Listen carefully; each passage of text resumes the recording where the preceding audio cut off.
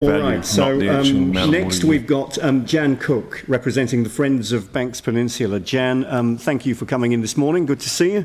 Good morning. Cool.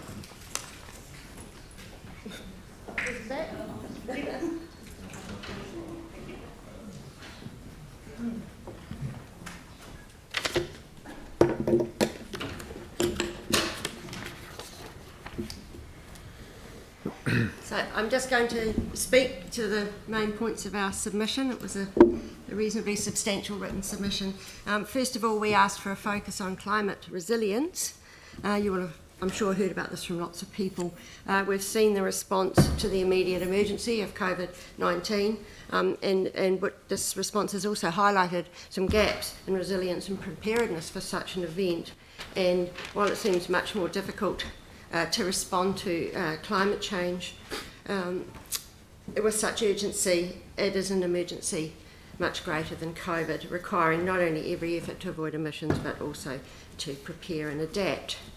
And climate change is already showing itself in our area with severe water shortages in Akaroa and Devotional last summer, and frankly the sight of convoys of army trucks tankering water from Christchurch to Devotional is disgraceful. What on earth is the carbon footprint of that? We think that Akaroa would be a good place to trial water charging. However, if the goal is to significantly reduce consumption by putting a cost on water, then perhaps the base allocation needs to be lower than what's being proposed. It does need some more thought, in my view.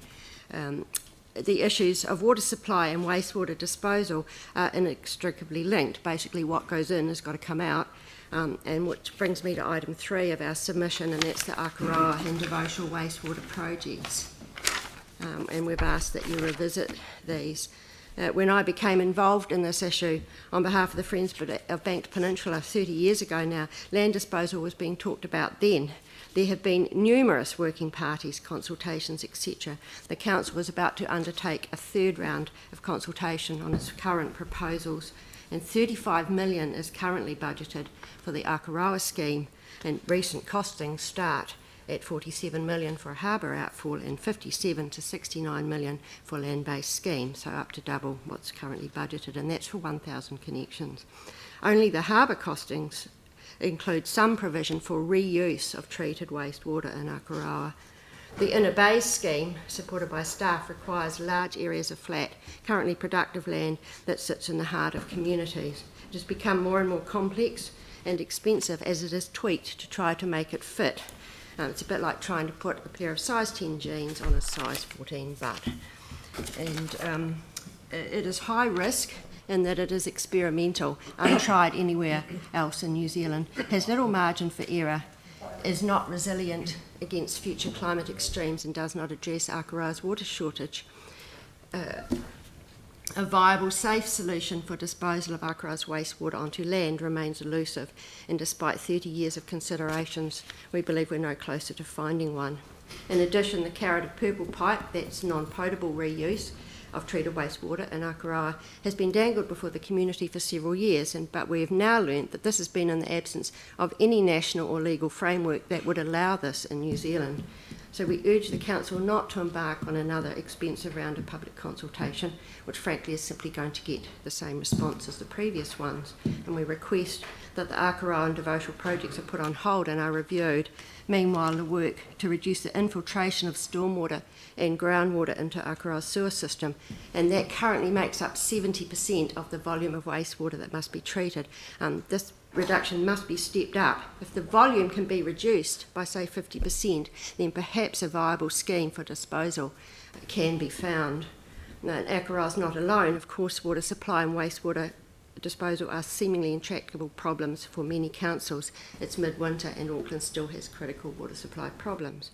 There's an urgent need for a national framework, in our view, for both water supply and wastewater disposal, including reuse of both non-potable and, dare I say, potable water, and we ask the Council to please initiate this discussion. I guess what we're really saying is this is a very expensive scheme, becoming more expensive, and perhaps it really is time to step back and especially in light of what's happening now, both with climate change and COVID, to have another look at what can be done. Jan, thank you for the submission. Are there any questions? Sarah? Thank you. Your stuff on climate change and the water supply issues that brings, would you like the city to be focusing more on mitigation so that it doesn't get much worse? To try and actually stop the weather being as bad and the droughts being as bad as they could get eventually, as well as the other stuff. But I think the focus for us needs to go more on how do we build in resilience. Yeah. I think climate change is inevitable. I mean, it's happening now. Of course, we all have a responsibility to try and reduce our emissions, but also need to be doing both. Yes, I think, and I don't see the focus on looking at our resilience, and I don't see it with this wastewater project. Thanks. Thank you, and thanks for taking the time to come in and present to us this morning. Thanks very much.